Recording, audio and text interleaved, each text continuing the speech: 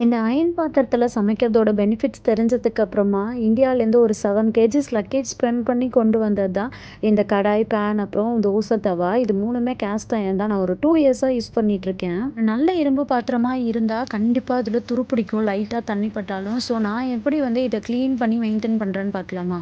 இன்னைக்கு இந்த பாத்திரம் யூஸ் பண்றதுக்கு லெமன் யூஸ் பண்ணிட்டு வச்சுப்போம் இல்லையா? அந்த தோலு அதுக்கப்புறமா புளி கரைச்சிட்டு வச்சிருக்க சக்கை, இத தான் போட்டு நல்லா கிளீன் பண்ண போறேன். தண்ணி நல்லா கொதிக்க வச்சு இந்த லெமனையும், புளியும் போட்டு நல்லா கொதிக்க வச்சுக்கோங்க. இந்த மாதிரி பண்றது மூலியமா அதில இருக்கிற ரஸ்ட் ஏதாவது இருந்தா கூட ஃபுல்லா ரிமூவ் ஆயி வந்துரும். ஸோ மந்த்லி ஒன்ஸ் இந்த வேல நீங்க கிளீன் பண்றது ரொம்பவே நல்லது. இப்ப இந்த பாத்திரம் ரூம் டெம்பரேச்சருக்கு வந்ததுக்கு அப்புறமா ஆஸ் யூசுவல் நம்ம வாஷ் பண்ற மாரியே வாஷ் பண்ணி எடுத்துக்கலாம். இதில கொஞ்சம் கூட தண்ணி இருக்கக்கூடாது. ஸோ வாஷ் பண்ண கையோடையே நீங்க அடுப்ப ஆன் பண்ணி நல்லா ஹீட் பண்ணிடுங்க. அதில உள்ள தண்ணி எல்லாமே ட்ரை ஆனதுக்கு அப்புறமா கொஞ்சம் ஆயில் அதில அப்ளை பண்ணிட்டு, நீங்க நல்லா டிஷ்யூ வச்சு ஃபுல் பாத்திரமும் படுற மாரி நல்லா அந்த ஆயில வைப் பண்ணி குடுத்துடணும். இந்த மாதிரி பண்றது மூலியமா ரஸ்ட் ஃபார்ம் ஆகாம வச்சுக்கலாம், மெயின்டெயின் பண்ணிக்கலாம்.